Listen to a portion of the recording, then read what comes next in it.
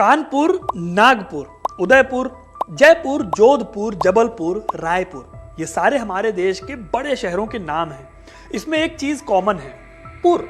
अभी रुकिए, एक और लिस्ट बताता हूं आपको। इलाहाबाद, गाजियाबाद, हैदराबाद, फरुखाबाद, मुरादाबाद, अहमदाबाद, फिरोजाबाद, इन शहरों के नामों में भी आपको एक चीज कॉमन मिलेगी। ये चीज है बाद या आबाद। ऐसे सैकड़ों शहर हैं जिनमें इन दोनों सफिक्स या प्रत्यय का इस्तेमाल आपने नोटिस किया होगा, लेकिन क्या आपको इन दोनों का ही मतलब पता है? आज के इस वीडियो में मैं आपको इन दोनों शब्दों या दोनों सफिक्स का मतलब तो बताऊंगा ही, साथ ही एक और वर्ड का मतलब बताऊंगा वीडियो के एंड में, जो आपके लिए एक सरप्राइज फैक्ट होगा, या यूं समझ लीजिए कि एक बोनस फैक्ट होगा इस वीडियो को देखने का। तो वीडियो को स्किप मत कीजिएगा, क्योंकि अपना इतिहास नहीं जानोगे तो खुद को कैसे पहचानोगे। तो दोस्तों, वीडियो को शुरू करते हैं अपने पहले वर्ड से, यानी कि पुर से। पुर दरअसल एक संस्कृत शब्द है जिसका मतलब होता है किला। इस वर्ड का जिक्र हमें मिलता है ऋग्वेद से, जिसे भारत का सबसे प्राचीन ग्रंथ माना जाता है। ऋग्वेद में पुर शब्द उन जगहों के लिए इस्तेमाल होता था जो या तो कोई शहर थे या फिर कोई किला। अब सोचिए कि यह शब्द कितना पुराना है। ऋग्वेद को माना जाता है कि करीब 1500 ईसा पूर्व का ग्रंथ है ये, यानी कि आज से करीब 3500 साल पुराना ग्रंथ। आगे चलकर हमारे देश के कई शहरों का नाम ऐसे ही पड़ गया।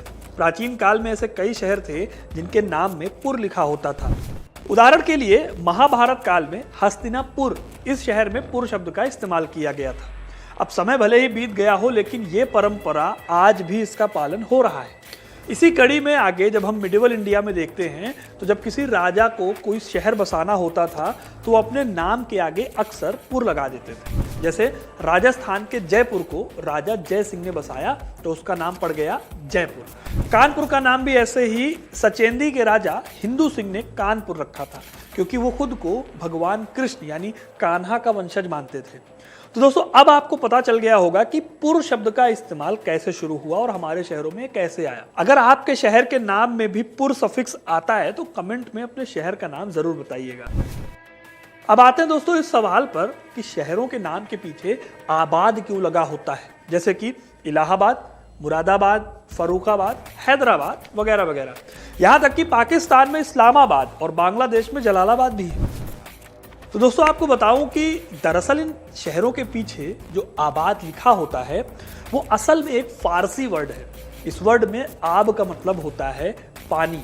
अगर इस पूरे वर्ड का मतलब निकाला जाए तो इसका मतलब होता था एक ऐसी जगह जहां पर आसपास पानी मौजूद हो, इस पानी की मौजूदगी से फसल उगाई जा सके, यानी खेती की जा सके। तो इसका मतलब ये हुआ कि ये जगह रहने लायक हो। एग्जाम्पल के लिए मुरादाबाद शहर रामगंगा नदी के किनारे पड़ता है, इसलिए इसके नाम में आबाद लिखा मिलता है। गंगा नदी के किनारे बसे इलाहाबाद के नाम में भी इसीलिए आबाद शब्द का या आबाद सफिक्स का इस्तेमाल होता था। हालांकि इतिहासकार ये भी कहते हैं कि मुगल काल में बादशाहों ने अपने नाम के साथ शहरों का नाम रखना शुरू कर दिया और इस नाम के पीछे भी आबाद लगाना शुरू कर दिया। इससे एक तरफ जहां वहां के लोगों को जगह के नाम को लेकर नई पहचान मिल जाती थी, वहीं मुगल छाप भी उस जगह पर रह जाती थी। अगर इसका एग्जाम्पल देखना है तो यूपी में एक जिला है फिरोजाबाद। ये जो शहर है ये फिरोज शाह के नाम पर इसका नाम रखा गया था। अब दोस्तों, आते हैं आपके बोनस फैक्ट पर, जिसकी मैंने शुरुआत में बात की थी। आपने कई शहरों या कस्बों के नाम में एक और सफिक्स देखा होगा, गंज। जैसे कि लखनऊ में पड़ता है हजरतगंज, दिल्ली में पड़ता है दरियागंज, मलकागंज वगैरह वगैरह। लेकिन क्या आपको पता है कि इन नामों में भी गंज जो लिखा होता है उसका मतलब क्या होता है? तो दोस्तों, गंज शब्द के ओरिजिन की अगर बात करें तो इंडो ईरानियन लैंग्वेज के ग्रुप में मीडियन लैंग्वेज एक आती थी।